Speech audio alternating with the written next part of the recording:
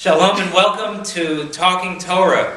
I'm Rabbi Ravid Tilles, and normally next to me would be Rabbi Charles Klein, but he's on sabbatical. And while he's away, we are going to have a few guests join me on Talking Torah. And the first, very brave, the one who's jumping in, the Nachshon of the group, if you will, is Merrick Greenfield, who's here as one of the co-presidents of the Sisterhood, with Robin Shear. And Mary is here on behalf of the Sisterhood because this coming Saturday is Sisterhood Shabbat. And so in honor of that, I thought it would be nice if our first guest would be Mary Greenfield, who's here with some thoughts about Bishalach. So Mary and I have been talking a little bit off camera about why it is that the Israelites go the route that they do. So if you look at the beginning of the Parsha, it says, when Pharaoh let the people go, God did not lead them by way of the land of the Philistines, although that was the shorter way. For God said, the people may have a change of heart when they see war and return to Egypt. So God led the people round about by way of the wilderness at the Sea of Reeds. And then we know, obviously, in this week's Parsha, the Sea of Reeds is where the sea splits, and that's the very famous part. But we found it interesting to say, why is it, what lessons can we learn from God sending the Israelites on a roundabout way? Mary, I'd love to hear what your thoughts are on that.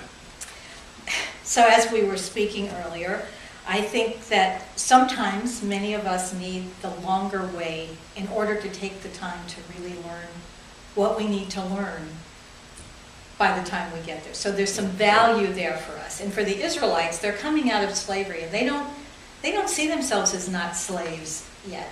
And they have to go a long way in order to get to that point where they can go into the promised land as hopefully free people. So they have to take the long way anyway, as we know they have 40 years. But before that, they need something to keep them going. And so, as we were saying, I think sometimes that longer way may be shorter, actually, in some ways. The longer way may be shorter. Can you say a little bit more about that? Yes. That sometimes our path can feel really twisty and with lots of turns. But when we look back on it, we realize that all those different things that came in the path were important in us becoming who we are today. And for some people who take a shorter route and nothing ever happens, they look back over that and they don't have a lot of value on it because it was just too easy for them. So for many of us, that hardship may be something that helps forge who we are. And I think for the Israelites, it was very important in helping to forge them into beginning to be free people. Yeah, absolutely. You know, I'm actually coming today from a funeral. This happens to have been a week with a number of deaths in the congregation. We saw about 3 bereavement notifications this week. And, you know, sometimes that happens. And as I was burying this person today, I was thinking about this part of the Parsha, the journey, right?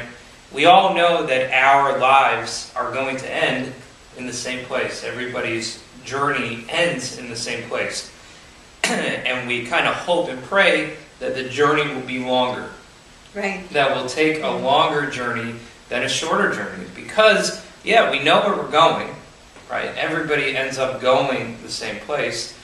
But it's all about how that journey is. And so when God sends the Israelites on a roundabout way, it's not it's not a bad thing. It's not, oh, when are we going to get there already? Because what's the rush, right? You know, when you're on a journey, what's really the rush? What it's all about is not the destination. It's really the journey itself. That's what life is the journey, not the destination.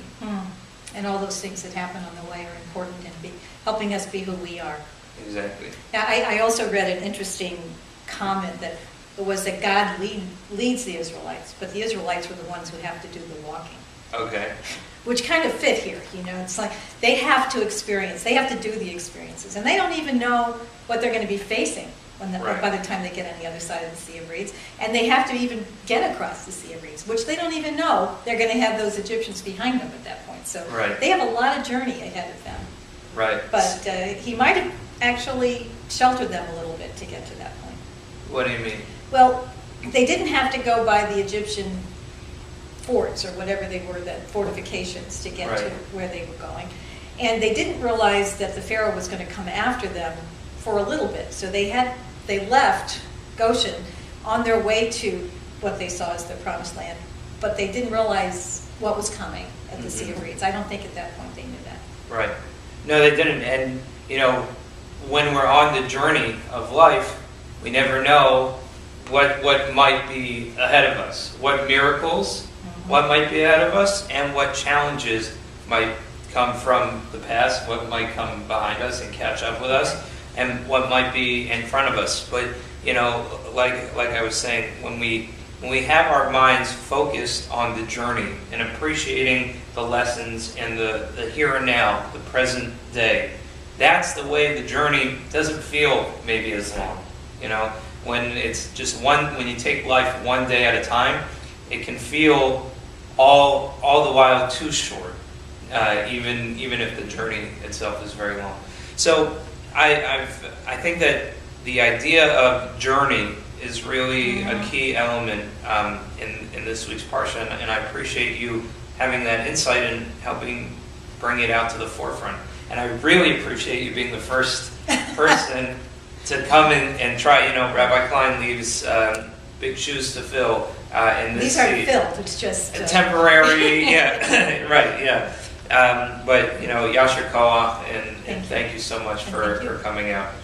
So join us this Saturday morning. Support the sisterhood. Support us for Sisterhood Shabbat. Also on Friday night, we're having a special Shabbat Shira, we're calling it, because when the Israelites passed through the sea, they sang a song. And with that in mind, we're going to be singing a lot more during the Friday night service than we normally would. So join us for that Friday night, Saturday morning. This Shabbat is going to be a wonderful Shabbat. Thanks again to Merrick Greenfield. And until next time, Lahid Road.